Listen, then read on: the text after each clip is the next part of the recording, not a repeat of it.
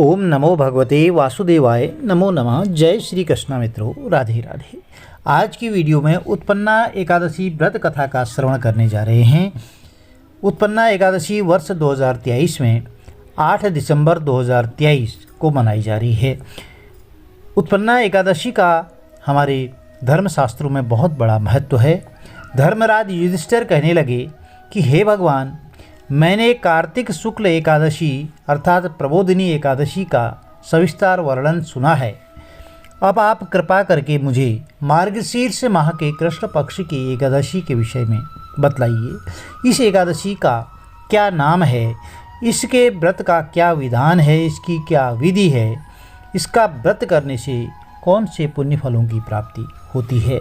कृपया यह सब मुझे विधानपूर्वक कहिए। तो भगवान श्री कृष्ण बोले, मार्गशीर्ष माह के कृष्ण पक्ष में आने वाली इस एकादशी को उत्पन्ना एकादशी कहा जाता है। यह व्रत शंखोद्वार तीर्थ में स्नान करके भगवान के दर्शन करने से जो पुण्य फलों की प्राप्ति होती है, उसके बराबर पुण्य फल मिलता है। बोलिए श्री विष्णु भगवान की जय। उत्पन्ना एकादशी व्रत कथा कुछ इस प्रकार है। युधिष्ठिर कहने लगे कि हे भगवान, आपने हजारों यज्ञ और लाख गोदान को भी एकादशी व्रत के बराबर नहीं बताया, सो यह तिथि सब तिथियों से उत्तम कैसे हुई, यह बताइए। तो भगवान कहने लगे, हे युधिष्ठिर, सतयुग में मुर नाम का एक दैत्य उत्पन्न हुआ। वह बड़ा बलवान और भयानक था। उस प्रचंड दैत्य ने इंद्र, आदित्य, वसु, वायु, अग्नि आदि सभी देवताओं को पराजित करके भगा दिया। तब इंद्र सहित सभी देवताओं ने भयभीत होकर के भगवान शिव से सारा वृतांत कहा और बोले, हे कैलाशपति, मुर दैत्य से भयभीत होकर के सब देवता मृत्युलोक में फिर रहे हैं। तब भगवान शिव ने कहा, हे देवताओं, तीनों लोगों के स्वामी, भक्तों के दुखों का नाश करने वाले भगवान श्री हरि विष्णु की शरण में जाओ, वे ही तुम्हारे दुखों को दूर कर सकते हैं। तो शिव जी के ऐसे वचन सुनकर के सभी देवता क्षीर सागर में पहुँचे। वहाँ भगवान को शयन करते देख हाथ जोड़ करके उनकी स्तुति करने लगे कि हे देवताओं द्वारा स्तुति करने योग्य प्रभु, आपको बारंबार प्रणाम है। देवताओं की रक्षा करने वाले मधुसूदन, आपको नमस्कार है। आप हमारी रक्षा करें। तो दैत्यों से भयभीत होकर के हम सब आपकी शरण में आए हुए हैं। आप इस संसार के कर्ता, माता पिता, उत्पत्ति और पालन करता, संहार करने वाले भी आप ही हैं। सबको शांति प्रदान करने वाले हैं। आकाश और पाताल भी आप ही हैं। सबके पितामह ब्रह्मा, सूर्य, चंद्र, अग्नि, सामग्री, होम, आहुति, मंत्र, तंत्र, जप, यजमान, यज्ञ, कर्म, कर्ता, भोक्ता भी आप ही हैं। आप सर्वव्यापक हैं। आपके सिवा तीनों लोकों में चर और अचर कुछ भी नहीं है। तो हे भगवान, दैत्यों ने हमको जीत करके स्वर्ग से भ्रष्ट कर दिया है और हम सब देवता इधर उधर भागे फिरे जा रहे हैं। आप उन दैत्यों से हम सबकी रक्षा करें। इंद्र के ऐसे वचन सुन करके भगवान श्री हरि विष्णु कहने लगे कि हे इंद्र, ऐसा मायावी दैत्य कौन है जिसने सब देवताओं को जीत लिया है? उसका नाम क्या है? उसमें कितना बल है और किसके आश्रय में है? उसका स्थान कहाँ है? यह सब मुझसे कहो। तो भगवान के ऐसे वचन सुन करके इंद्र बोले, हे भगवान, प्राचीन समय में एक नाड़ी जंघ नाम का राक्षस था।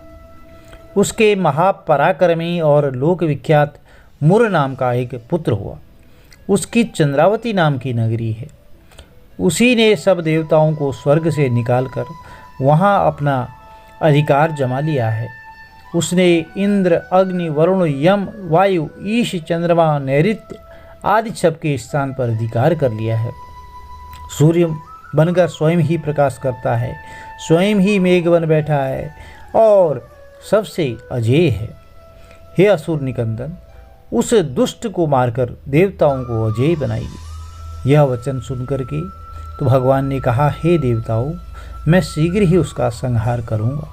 तुम चंद्रावती नगरी जाओ। इस प्रकार कहकर भगवान सहित सभी देवताओं ने चंद्रावती नगरी की ओर प्रस्थान किया। उस समय जब दैत्य मुर सेना से युद्ध भूमि में गरज रहा था, उसकी भयानक गर्जना सुनकर के सभी देवता भय के मारे चारों दिशाओं में भागने लगे। जब स्वयं भगवान रणभूमि में आए तो दैत्य उन पर भी अस्त्र शस्त्र आयुध लेकर के दौड़ा, तो भगवान ने उन्हें सर्प के समान अपने बाणों से बींध डाला। बहुत से दैत्य मारे गए, केवल मुर ही बचा रहा। वह अविचल भाव से भगवान के साथ युद्ध करता रहा। भगवान जो जो तीक्ष्ण बाण चलाते वह उसके लिए पुष्प सिद्ध हो जाती। उसका शरीर छिन्न भिन्न हो गया, किंतु वह लगातार युद्ध करता रहा। दोनों के बीच मल्ल युद्ध भी हुआ। 10,000 वर्ष तक उनका युद्ध चलता रहा, किंतु मुर नहीं हारा। थक कर भगवान बद्रिकाश्रम चले गए। वहाँ हेमवती नामक सुंदर गुफा थी। उसमें विश्राम करने के लिए भगवान उसके अंदर प्रवेश कर गए। यह गुफा 12 योजन लंबी थी और उसका एक ही द्वार था। तो भगवान श्री हरि विष्णु वहाँ योग निद्रा की गोद में सो गई और मुर भी पीछे पीछे आ गया और भगवान को सोया देख करके मारने को उद्यत हुआ। तभी भगवान के शरीर से उज्ज्वल कांतिमय रूप वाली देवी प्रकट हुई। तो देवी ने राक्षस मुर को ललकारा, युद्ध किया और उसके तत्काल मौत के घाट उसे उतार दिया। श्री हरि जब योग निद्रा की गोद से उठे तो सब बातों को जान करके उस देवी से कहा कि आपका जन्म एकादशी के दिन हुआ है, इसलिए आप उत्पन्ना एकादशी के नाम से पूजित होंगी और आपके भक्त वही होंगे जो मेरे भक्त हैं, मेरी पूजा करते हैं। बोलिए श्री हरि विष्णु भगवान की जय।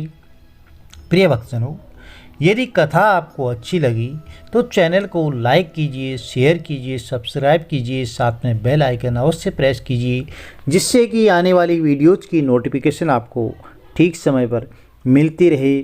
भगवान श्री हरि विष्णु और माता लक्ष्मी का आपके परिवार में सदैव आशीर्वाद बना रहे। जय माता दी। आपका दिन शुभ हो।